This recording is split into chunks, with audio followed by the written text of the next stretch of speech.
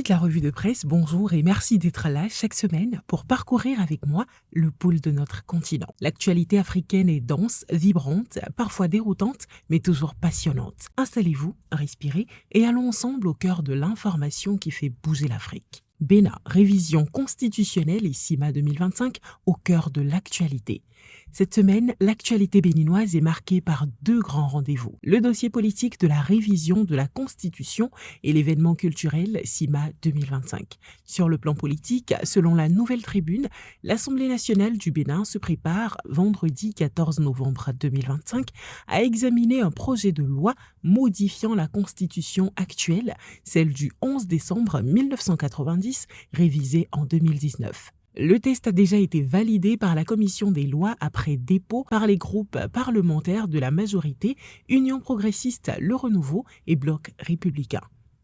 Parmi les points les plus discutés figure la création d'un Sénat comme seconde chambre parlementaire. Le matinal rappelle que cette nouvelle chambre est présentée comme un organe de régulation et de stabilité. Mais plusieurs voix s'élèvent. Dans une lettre ouverte, le citoyen de la diaspora Kawa Oluwasegla oppose 4 raisons de rejeter ce projet, estimant qu'il menace la légitimité démocratique. Un Sénat non élu et potentiellement militarisé qui intervient à un moment inopportun à quelques mois des élections pourrait restreindre les libertés politiques à travers une trêve politique et présente un coût économique jugé excessif au regard des priorités sociales. Il invite les parlementaires à privilégier la sagesse, le consensus et l'intérêt du peuple béninois. Sur le plan procédural, Matin Libre met en garde contre l'absence de consultation populaire ou de référendum pour une réforme d'une telle ampleur. Pendant ce temps, selon Bénin Web TV, Moël Bénin, FCBE et les démocrates ont procédé vendredi 7 novembre 2025 à la régularisation de leur dossier de déclaration de candidature pour les élections communales du 11 janvier 2026. Banuto Béji rapporte que la Commission électorale nationale autonome, Sénat, a publié lundi 10 novembre 2025 la liste des partis politiques autorisés à participer aux élections communales prévues pour le 11 janvier 2026. Deux partis ont été recalés pour des motifs distincts. Pour justifier l'exclusion du principal parti de l'opposition, la Sénat explique que le parti Les Démocrates a présenté matériellement des pièces, mais sur les 473 pièces attendues au moment de la complétude, 353 ont été effectivement déposées, laissant apparaître une différence de 120 pièces manquantes. Concernant Moël Bénin, l'institution chargée de l'organisation des élections précise que bien que le parti ait été présent à la Sénat à la date et à l'heure fixée pour compléter son dossier, il n'a pas pu achever le rangement de ses pièces afin de permettre à la Sénat d'assurer la complétude. Ce manquement a rendu sa liste incomplète. Si ces deux partis sont exclus du processus, 3 autres formations politiques ont quant à elles satisfait aux exigences de la Sénat et sont donc en lice. Il s'agit de l'Union progressiste Le Renouveau, du Bloc républicain et des forces Cori pour un Bénin émergent dont les dossiers ont été jugés complets. Le matinal BJ précise que le parti d'opposition Les Démocrates entend épuiser toutes les voies de recours pour sa participation aux élections communales du 11 janvier 2026. Le président Yahi Boni et les siens ont introduit un recours à la Cour suprême. La confirmation a été donnée par le porte-parole de la formation politique. Comme annoncé, nous avons déposé un recours à la Cour suprême. Nous restons debout, a fait savoir Guy Mitokwe sur les plateformes mercredi 12 novembre. Toujours au Bénin, l'actualité culturelle attire l'attention sur le CIMA 2025. Selon Matin Libre, la première rencontre professionnelle de l'événement s'est tenue le lundi 10 novembre 2025 à l'espace EYA à Cotonou. Des artistes du Bénin, de la Côte d'Ivoire et de la France d'origine camerounaise, dont Pete Bacardi, se sont réunis dans le cadre d'une résidence artistique visant à produire un EP de 3 titres. Parmi les participants béninois figurent Opa et Dogissimi. La rencontre marque le lancement officiel du CIMA et vise à susciter ce brassage capital entre les artistes. D'après l'agence AIP, le thème retenu pour cette édition est « Du potentiel aux preuves », faire rayonner et financer les musiques d'Afrique francophone. Le programme, la résidence artistique du 10 au 12 novembre, un salon professionnel du 13 au 14 novembre et la grande soirée de clôture le 15 novembre à l'hôtel Sofitel du Bénin. La cérémonie d'ouverture s'est tenue dans la grande salle du Dôme au Sofitel et a connu la présence du maire de la ville de Cotonou, M. Luc Atropo, du parrain du CIMA, M. Lionel Talon, et du commissaire général du FEMUA à Selfo, puis du commissaire général du CIMA, Mambi Diomandé. Côte d'Ivoire, voyage d'études aux États-Unis pour une mobilité responsable. L'actualité ivoirienne cette semaine met en lumière un sujet de fond. L'ouverture vers l'international par l'éducation, mais aussi la responsabilité et la légalité qui l'accompagnent. Au cœur de celle-ci, une campagne conjointe du gouvernement ivoirien et de l'ambassade des États-Unis en Côte d'Ivoire, lancée le 13 novembre 2025 pour sensibiliser les étudiants à l'utilisation responsable du visa américain. L'agence ivoirienne de presse indique que ce partenariat vise à promouvoir une mobilité étudiante qui soit légale, utile pour le pays et respectueuse des règles. Kouassi précise que la cérémonie de lancement s'est tenue à l'auditorium du ministère des Affaires étrangères, de l'intégration africaine et des Ivoiriens de l'extérieur et que l'initiative s'étend du 13 novembre au 12 décembre 2025. Le directeur de cabinet du ministre a rappelé que partir c'est important mais cela ne servira à rien tant que vous ne mettez pas les compétences acquises au service de votre nation. L'ambassadrice des États-Unis, Jessica Davisba, a souligné que le visa est une opportunité mais qu'il s'accompagne de responsabilités. Togo, Faure Singbe appelle à un front d'investisseurs pour faire renaître le Sahel. Cette semaine, l'actualité togolaise met en lumière une initiative économique et stratégique majeure portée par le président Faure Singbe. Lors du forum sur le commerce et l'investissement qui s'est tenu le 10 novembre 2025 à Abu Dhabi, aux Émirats arabes unis, le chef de l'État togolais a lancé un appel à la communauté internationale pour constituer un front d'investisseurs visant à transformer la région du Sahel en moteur de croissance. Selon Afrique.com, Faure Singbe a plaidé pour une alliance d'investisseurs africains, arabes et internationaux afin de repositionner le Sahel comme un bien commun continental, un moteur de croissance et non un angle mort du développement. Togo Portail précise que le président togolais a insisté sur l'importance d'une connexion intégrale, énergétique, logistique, économique et sociale afin de renforcer la souveraineté africaine et soutenir la dynamique du plan Tchad Connexion 2030.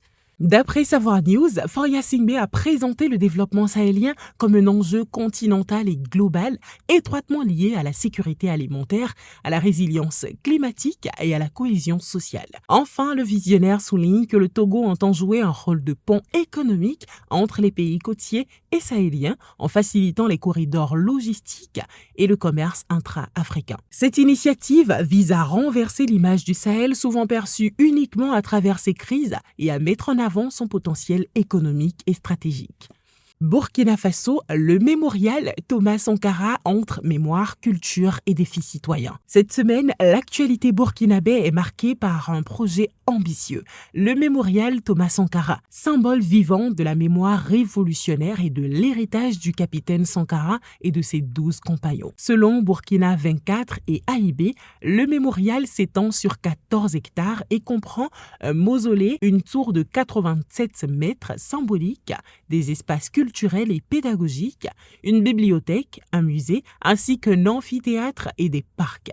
L'architecte Francis Kéré a conçu ce site pour qu'il soit à la fois lieu de recueillement, espace de vie et outil d'éducation. Le projet, estimé à 177,5 milliards de francs CFA, repose sur un partenariat entre l'État et la société civile avec une mobilisation citoyenne via l'initiative Ma brique pour Sankara. Cette démarche permet à chaque Burkinabé et ami du Burkina de contribuer directement à l'édifice de la mémoire nationale. Selon Sidoya, le mémorial sera également un centre de transmission des archives et artefacts liés à Thomas Sankara, déjà remis au ministère de la Culture. Au-delà de l'aspect commémoratif, le projet porte des enjeux sociaux et politiques. Il vise à renforcer la mémoire collective, à encourager la jeunesse, à s'approprier les idéaux sankaristes et à offrir un levier touristique et culturel pour le Burkina Faso. Ce mémorial, qui se veut à la fois hommage et instrument d'éducation, marque une étape importante dans la valorisation du patrimoine historique et la projection des idéaux de Sankara dans le Burkina Faso d'aujourd'hui. Gabon, digitalisation des recettes et chute judiciaire des bongos, entre rupture politique et recherche de crédibilité.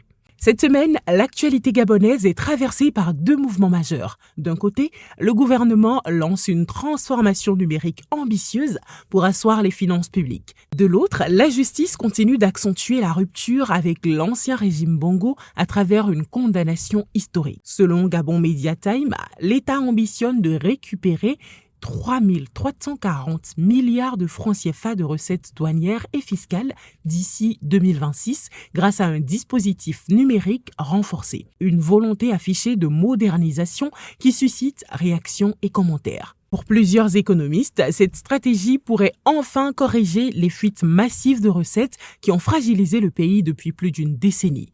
Beaucoup saluent une approche qui mise sur la transparence plutôt que sur de nouveaux impôts. Du côté des opérateurs économiques, les avis sont partagés. Certains applaudissent la digitalisation qui simplifiera les procédures. D'autres craignent une mise en œuvre difficile, notamment pour les PME encore peu équipées ou peu familiarisées avec les outils numériques. Les syndicats des douanes, eux, appellent à une formation urgente du personnel pour éviter que les nouveaux dispositifs ne paralysent le fonctionnement à court terme. La condamnation à 20 ans de prison par coutumance de Sylvia Bongo et de son fils Noureddine, annoncée par le 360 Afrique et confirmée par plusieurs médias internationaux, a fait l'effet d'un choc dans l'opinion. Selon AP News, ce verdict s'inscrit dans la volonté du pouvoir actuel d'envoyer un signal fort sur la lutte contre la corruption. Pour le monde, cette affaire symbolise le purgatoire des Bongo. Une famille longtemps intouchable, mais désormais rattrapée par des dossiers financiers assez lourds. Certains opposants cités par des médias locaux y voient néanmoins une justice politique destinée à légitimer la junte au pouvoir depuis le renversement d'Ali Bongo. L'ex-premier cercle de l'ancien régime dénonce un procès unilatéral, d'autant que les deux condamnés sont à l'étranger et n'ont pas été entendus. Sénégal, entre éclat culturel avec Youssou N'Dour et tensions politiques entre Faye et Sonko. Cette semaine, l'actualité sénégalaise oscille entre rayonnement culturel et turbulence politique. L'actualité culturelle s'illumine avec Youssou N'Dour, figure emblématique de la musique sénégalaise, qui décroche une nomination prestigieuse aux Grammy Awards 2026 pour son album Éclairer le monde. Selon APA News, l'album a été retenu dans la catégorie Best Global Music de la 68e édition prévue aux États-Unis. Le ministère de la Culture, de l'Artisanat et du Tourisme a salué cette distinction comme une reconnaissance de l'excellence artistique et de la portée universelle de la musique sénégalaise. Le site officiel des Grammy confirme la nomination, marquant un nouveau jalon dans la carrière de l'artiste, déjà récompensé en 2005 pour son album Égypte, et réaffirmant sa stature d'ambassadeur de la musique africaine sur la scène internationale. Sur le plan politique, le pays connaît une crise au sein de la coalition présidentielle. Selon Kouassi, le président Bassirou Diomaye Faye a remplacé Aïssatou Mbodj à la tête de la coalition par Aminata Touré, une décision jugée illégitime par Ousmane Sonko et son parti PASTEF. Le leader politique a menacé de reprendre son siège à l'Assemblée nationale et dénonce un détournement de pouvoir au profit de certains proches. D'après Africa News, cette rupture reflète un jeu de pouvoir et des divergences stratégiques sur la préparation des prochaines échéances électorales, tandis que le Monde Afrique souligne que cette crise pourrait fragiliser la gouvernance et ralentir la mise en œuvre des réformes économiques et sociales, tout en affectant la crédibilité du pouvoir auprès de la jeunesse sénégalaise. Centrafrique, polémique autour de la candidature de Touadéra à la présidentielle. Cette semaine, l'actualité centrafricaine est dominée par un débat politique majeur. Plusieurs acteurs de l'opposition, de la société civile et des juristes appellent à invalider la candidature du président Faustin Archange Touadéra pour la prochaine élection présidentielle. Selon Africa Intelligence, un collectif d'opposition estime que la candidature de Touadéra est inconstitutionnelle, car issue d'une réforme contestée adoptée en 2023 et qui a supprimé la limitation du nombre de mandats, ouvrant la voie à un troisième mandat. Pour Radio Ndekeluka, des organisations de la société civile ont officiellement saisi la Cour constitutionnelle, demandant qu'elle statue sur ce qu'elle qualifie de violence flagrante de l'ordre constitutionnel. Elles affirment que la réforme ayant permis la candidature a été votée dans un contexte de forte pression politique. D'après RFI, l'opposition accuse le pouvoir d'avoir confisqué les institutions et d'utiliser l'appareil sécuritaire pour verrouiller le champ politique, rendant l'élection ni libre ni compétitive. Le média relève également que plusieurs opposants auraient été empêchés de tenir des réunions publiques ces dernières semaines. Toujours selon RFI, le parti au pouvoir, le MCU, rejette ces accusations et affirme que la nouvelle constitution a été adoptée par référendum et exprime la volonté du peuple centrafricain. Le camp présidentiel qualifie ces appels d'agitation politicienne sans fondement. Ghana, plus de 130 trésors Ashanti restitués par le Royaume-Uni et la Suisse. Au Ghana, l'actualité culturelle et patrimoniale est marquée par un événement historique. La restitution de plus de 130 trésors du peuple Ashanti, longtemps conservés dans des musées britanniques et suisses. Selon BBC Africa, il s'agit d'un ensemble exceptionnel d'artefacts, bijoux royaux, tabourets sacrés, objets en or et régalia confisqués lors des guerres anglo-ashanti. Pour la presse britannique, cette restitution constitue un tournant majeur dans les relations historiques entre Londres et Kumasi. Du côté de The Guardian, l'accent est mis sur la portée symbolique. Ces objets n'étaient pas de simples pièces d'art, mais des attributs de pouvoir du royaume Ashanti, essentiels à la mémoire collective et à l'autorité traditionnelle.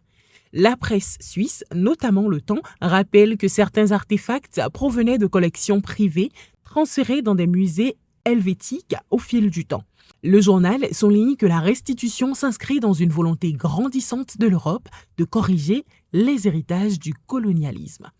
Selon Graphic Online, les trésors ont été officiellement reçus à Kumasi lors d'une cérémonie présidée par l'Achantéenne Otumfuo Osei Tutu II.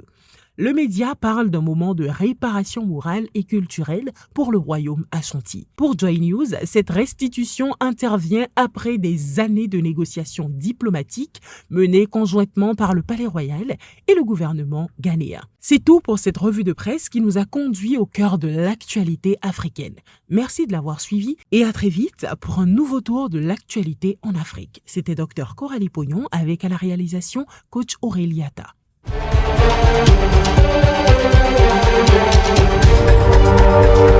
Thank you.